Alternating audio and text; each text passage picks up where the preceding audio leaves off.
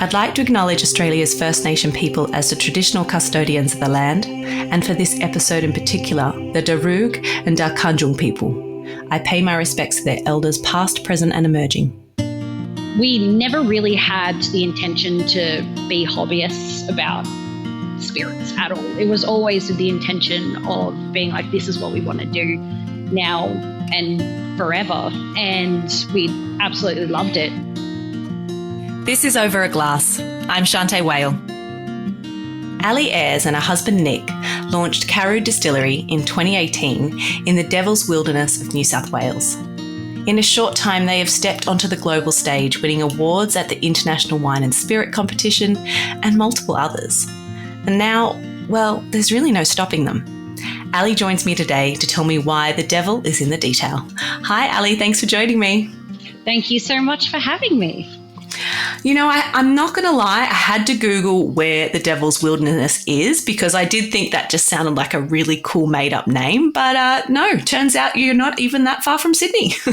Yeah, no, it's a real place. And I absolutely adore the name. I didn't know that it was its name originally until probably about 2 months kind of into research and development. I was like, oh, yes, we're going to run with that. So, yeah, Devil's Wilderness.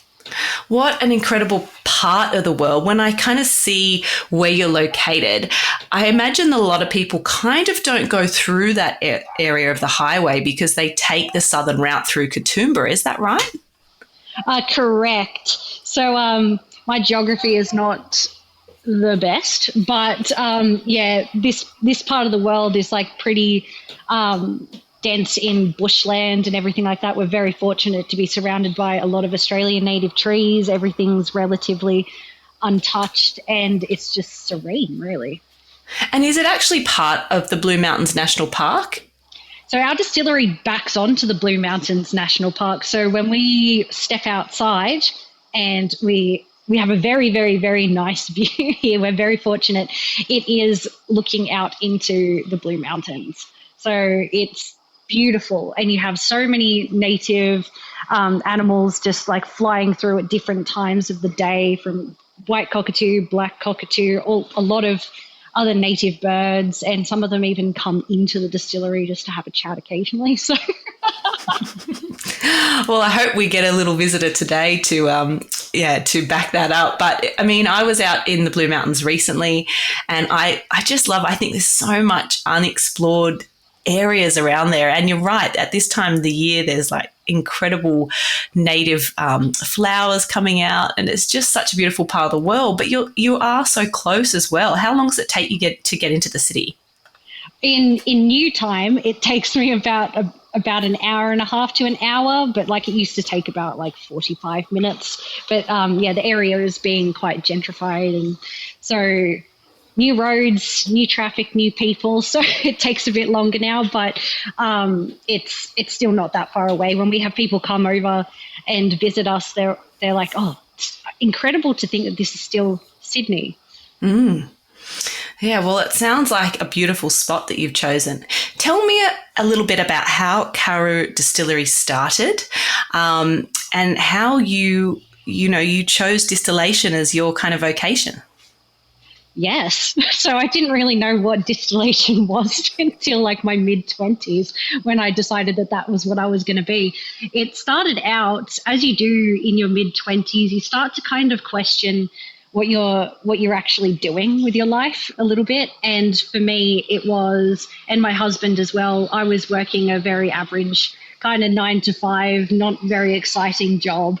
I'm very thankful to have it. I do miss it occasionally, but my husband worked in the film industry, and he was kind of getting tired of a lot of the daily kind of and night kind of grind, and we would barely really see each other for quite a while. And we turned the back room of our house into a dive bar. And so one day, over a glass of whiskey, I just decided to start asinine conversation. I was like, if you could do anything in the world for a job, what would you do? And he's like, I don't know, but it sounds like you got something on your mind. And I was like, well, someone makes what we're drinking now for a living. I wonder what that entails. So it was kind of a journey that started off with a little bit of curiosity. And so we traveled to different corners of the globe at some points and traveled around Australia. And we were just like, hey, this is something that, is quite cool and quite doable. And it really just started to totally take over our life. And then, in 3 years, we got licensed, all of our permissions, started tinkering around a little bit and finding what kind of spirits that we really liked, or what it was, because there was a saying that was, there's no one spirit for everybody out there. So we kind of really wanted to create our spirit for us. And that's where it kind of sparked that journey, where it was just, we're going to make our spirit for us, and then hopefully other people like it too. So we found a name that we found fitting, and which you can never really agree on anyone when there's more than one person involved in picking a name for something. For us, we wanted something short and snappy. It's a nod to my Eastern European heritage. And just every single day since then has just been distilling and creating things with flavor and using a little bit of science in there too. What's not to like? I love that all of these kind of great kind of light bulb moments often happen over a glass of something. Tell me a little bit about the first spirit you made. Was it moonshine, and was it slightly dodgy in the back of that dive bar? I cannot deny or confirm, but we did, like when we learnt or started to learn the art of distillation, we used just the most questionable high in like sugar that you can get, and just made like straight up neutral spirit that was we were very, very, very careful when creating it, but it just took forever, and it was we didn't really use it for anything. And it was just basically to get that down to scratch. And then when we were taught how to do to make mash bills and stuff like that, it was in whiskey. And so we would buy cereals and grains, and we would have, basically what is now my son's room. We would just have like small little buckets of like ferments going and stuff like that, and just experiment with it that way at the very, very, very start of our journey, because we did have like stuff that we could use. And it was not bad, but it wasn't particularly wonderful. I'm still alive, so there we go. From there it was just like upgrading the equipment and stuff like that we had. And so by the time we were ready and stuff like that, we had a space to do everything, and really just went from there and kind of just upscaled and created. I think we got sidetracked with gin, so we didn't really think that we liked gin at all. Just turned out that we weren't really into London Dry at the time, which we are now very much so. We love it. But at the time it was like, we were looking for something a bit more contemporary. So we really wanted to take inspiration from where we are here. And we have a few lemon myrtle trees. So we used fresh botanicals and ingredients, and tried to grow a couple of other things as well, like we still do. We have pomegranate tree and grapefruit, mandarin, and other stuff that we kind of just love to experiment with. So we use them as a staple in our gins, and it's been quite successful. We vapor infuse our gin and our flavor forward vodka. So for us, it was something that was really important to be able to use fresh ingredients wherever we could, and kind of keep it on the experimental side, but paying homage to tradition of those spirits anyway. And so we just took off with gin really straight off the bat, and got a 300 bottle order that went all around Australia. And ever since then, like in my 5-year plan from that point, I was only quitting my job last year. That lasted 2 weeks. I was kept very busy. So then we needed to upgrade equipment again and everything like that, and just really, just upscale a little bit and quit my job.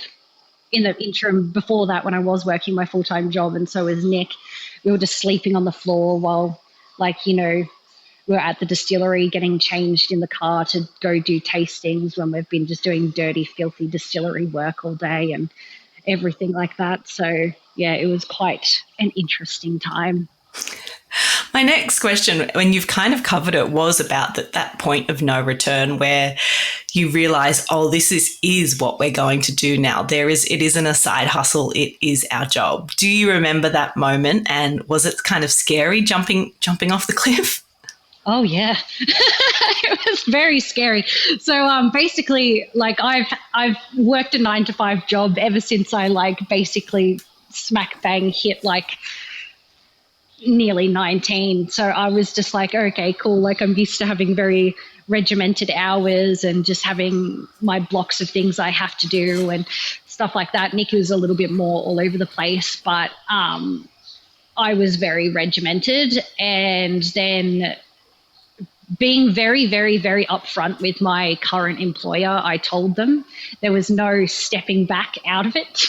And I just wanted to really do the right thing by them. And so when it came down to going, yes, no, I'm going to go legit, we never really had the intention to be hobbyists about spirits at all. It was always with the intention of being like, this is what we want to do now and forever. And we absolutely loved it and thought that it was so fascinating and so interesting. And it was really, every day was a school day, and it still is a school day every single day when it comes down to creating and learning everything, because it's not just the distillation side of everything. It's like learning the business, learning packaging, learning how to send things out, learning how to, like consumer laws, all of those sorts of wonderful things. And then after that, it's like learning about your marketplace and stuff like that and going and talking to everyone. So it was very much learning everything from scratch. So yeah, for us, it was very full on, and there was never going to be enough time for us to both work, or at least even one of us to work a full-time job on the side. It was just, this is just what we have to do. It's all in or nothing at all. I always think it's kind of, very fortunate that we make these decisions before children come along, because, you're kind of thinking, well, we just need to look after each other. And like you said, you can sleep in the floor if needed. Perhaps that decision would be different after children come into the picture. I think our babies are about the same age. But was there anyone that you learnt from? I mean, being self-taught, it sounds like, you definitely did the hard yards of figuring things out. But was there anyone that you looked to in terms of that kind of mentoring? Yes and no. Like there's no, when we started, there was no real school that you can attend to learn all of this. It's not a trade that you can apprentice under, or wasn't at the time. I still don't know if it's a thing or not, to be honest with you, but I wish that we had that at the time, but I probably wouldn't be working on my own project if I was. And so for us, we did have a distillery that was down the road. The distiller, one of the owner and distiller there, Reg Paps, he was a very big support for us. And we were both doing different sorts of gins. So it wasn't really like we were competing with each other directly. It was more, okay, cool. Like he had been in the industry with his business, I think, for about 4 years at the time. So he had a bit of experience with that under his belt. And so he was really kind enough to share his knowledge and know-how and everything like that. We went to Tasmania, and we went to, it's now called Old Kempton, but we went to Redlands Distillery, and we learnt, they put you through the ringer, and back then they did, I don't know if they do now, but you go to like a brewery, you learn how to do mashes and stuff like that for whiskey. And then you just monitor the still and stuff like that with their head distiller, and you really just kind of take on board everything, and they teach you a lot of paperwork and stuff like that. We were in one of the sub 100 brands in Australia. So when we started, we were in the 70s mark. So again, there wasn't really that many people out there to be able to teach you, just basically give you verbal advice. So we learned everything on the still ourselves. We bought different stills to do different things, and yeah, it was incredibly organic, but also a lot of friends in the industry as well that were at around about the same kind of like like company age as us. So we've got a lot of people that we can ask for those kind of advice. Ali, tell me a little bit about, since these early days of learning on the job and figuring it all out. In that time, you've won some incredible trophies. One being that you were named Emerging Talent in Spirits through the International Wine Spirit Competition, which is a really tough competition. And you were named that twice in 2022 and 2024. What kind of accolade, how does that make you feel? Did you see any kind of uplift of sales when something like that comes through?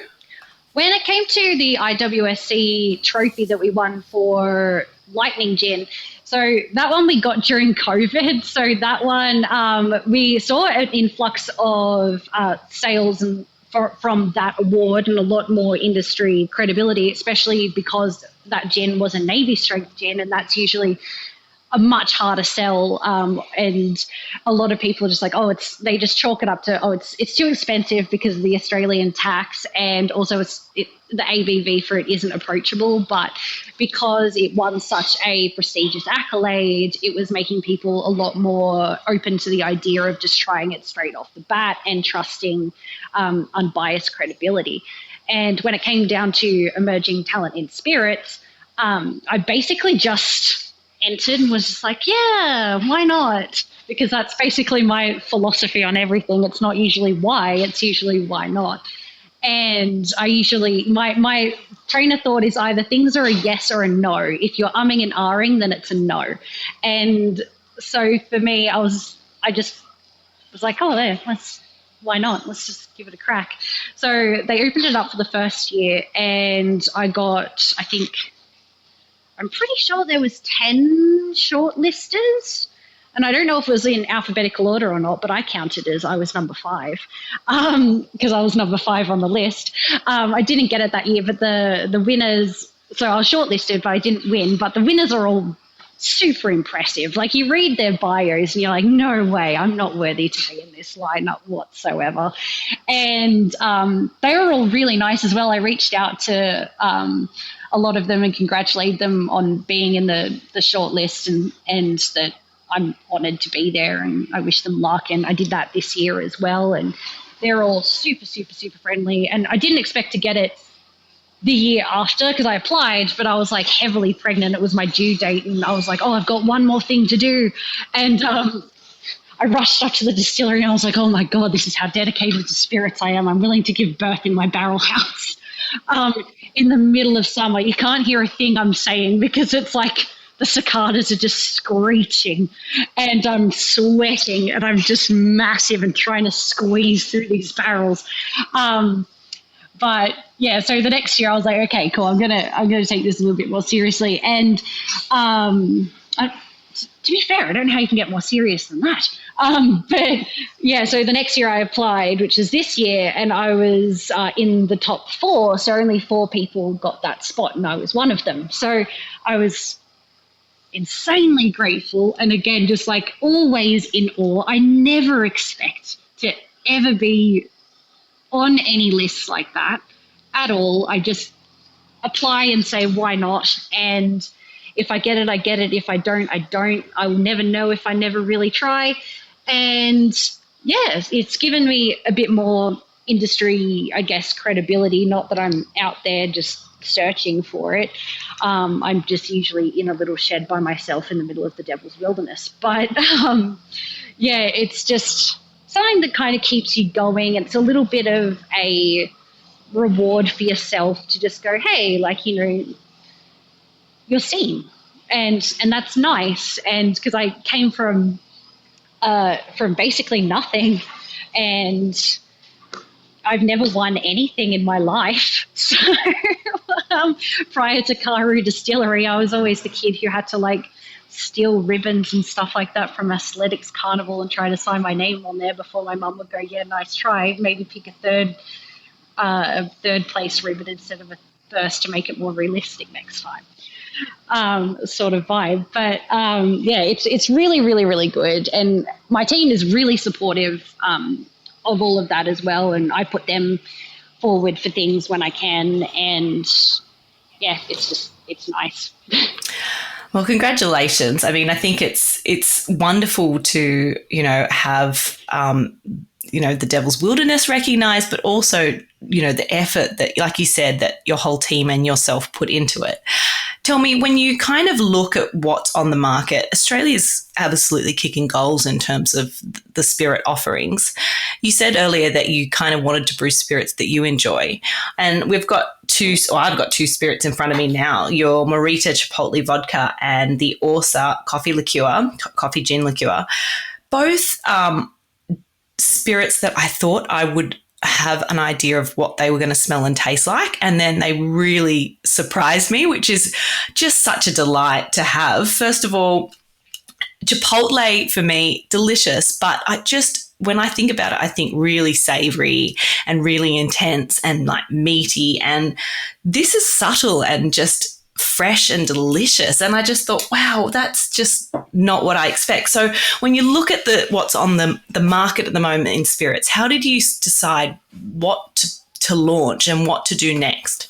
Yeah, so basically for Morita, it was really, really interesting, that one. So we had started working on Morita basically when we worked on our first gin, Affinity Gin.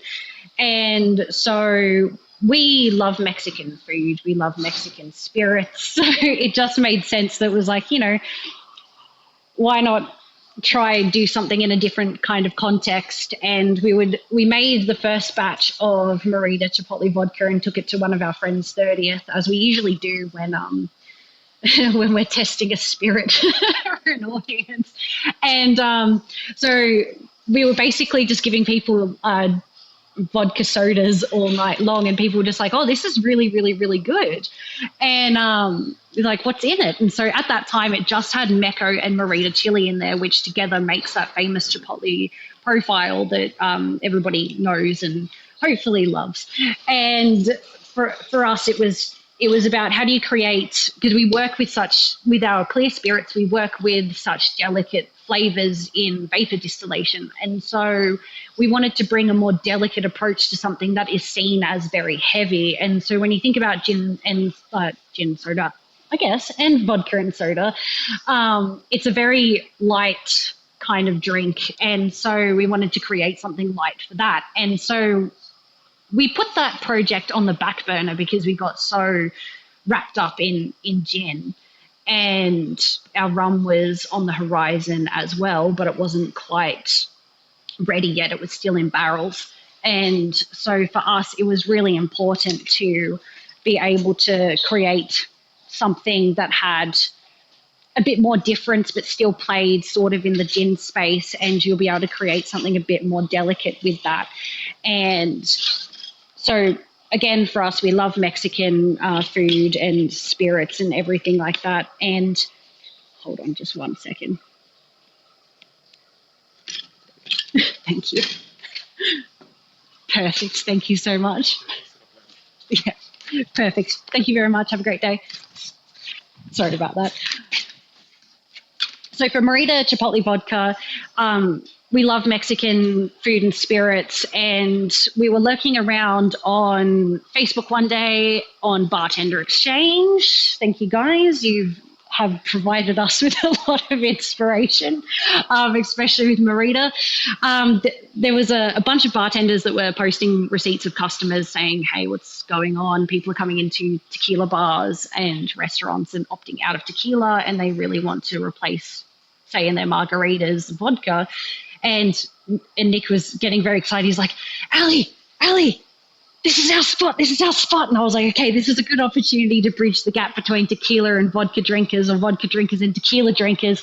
And so for us, it was about creating that. And then again, I'm a very big rum fan, and I was just absorbed into rum for years and years and years and years.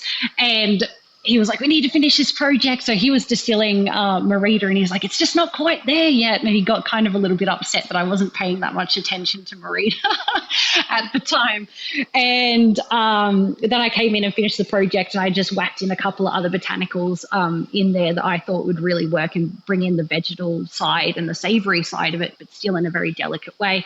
And then that's the Merida Chipotle vodka that we have today. So we de-seed the chili so that it's not spicy. A lot of people expect it to be spicy, but our goal in the entire thing was to not have it be spicy, so you can have those really nice kind of smoky, savory notes come through, and you're focused more on the flavors of the botanicals rather than what the sensations are. And the sensations of warmth comes from the alcohol itself as opposed to the actual heat of the chili. And if you have it spicy, you have to appreciate that not everybody likes spicy. And we're trying to make something that's very commercially friendly. You can always make something spicier, but you can't but you can't make something once it's already been done not as spicy. So for us, that was really important to keep attention to detail with. And then COVID happened, and it really relied on liquid to lips, so no one could taste it for a really long time. So it wasn't really going anywhere. So we entered it into competitions to get feedback and everything like that, and ended up winning the world's best botanical infused vodka that year. So we got the trophy for that. And that really set it up for success and put it into context. And now we have Merida Chipotle vodka bartender competitions in places like Canberra, Sydney. I think there's been one in Darwin. It's really nice to see the bartender community really embrace this spirit with creativity, and put it to great use. I mean, we liked the spirit, and we knew its context, but we were never really sure about how it was to be perceived. And again, you just have to grab the bull by the horn sometimes and just go, hell yeah, we're doing this. So that's exactly what we did. And it's don't tell my other spirits. It's becoming one of my favorite ones to just dabble in when I can't be bothered to actually make a cocktail. Well, I do love that. I mean, the mind boggles as soon as you kind of smell that vodka, because you start thinking about what else you could put with it and what you want to eat with it. But then, like you said, just having it on its own with, a slice of lime is pretty delicious as well. Your also coffee gin liqueur is just like, just dive bombing into citrus and coffee and caramels and toffee and lots of delicious edible things. There's a lot of coffee liqueurs on the market. Where was the inspiration for that one, and how did you kind of find the balance there? So for us, it was creating a liqueur more or less with a purpose. So when we do so many shows all over the country constantly. We have like at least 4 on every single weekend at one given time. And so we get we interact with people a lot. We're a very active brand. And basically when it came to liqueurs, we like to talk to our customers. And so we would have people come to us and they would talk about liqueurs, and they would just go, oh, I had this one and that one, but I don't know how to use it. So in my mind, I was like, okay, cool. Liqueurs, there's nothing bad or wrong with them or anything like that. It's just that they lack a little bit of purpose sometimes, or a little bit of usability. And so for us, we really wanted to create something with that drive. And if I hear, oh, it just sat on my shelf one more time, I will get upset.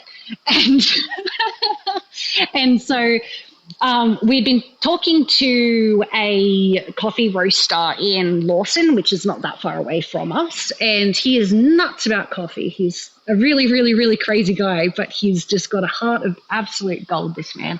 And Darren really wanted to collaborate with us, and he wanted to do something with Merida and coffee. So we started R&Ding a canned cocktail with that, but it just wasn't working. And it was requiring a lot more time and effort. And I really wanted to have something that could champion a little bit more of a complexity in a espresso martini, or to be able to have in a turbo tonic. And tonic water and soda waters are so diverse now. So as opposed to fighting that, I love to embrace it. And so I wanted people to put coffee and bubbles together and have something that they just really don't expect. And so I wanted Affinity Gin to be the base of it, because Affinity Gin has a lot of complexity. So instead of cutting it down with water, we cut it down with custom cold brew coffee that is made for us by the Little Coffee Co. in Lawson. And instead of using sugars that are more common in cocktails and spirits and stuff like that, we really wanted to embrace the coffee side of that. And so we use raw sugar and panela sugar. So you have a lot more mineral sweetness with that. So it's not just sugary up front. So we wanted it to be quite gin forward. So the gin brings the complexity of flavor and everything like that. I also really love, I'm a big Negroni fan. And if you replace the Amaro with also coffee gin liqueur, it stop it. It's so good.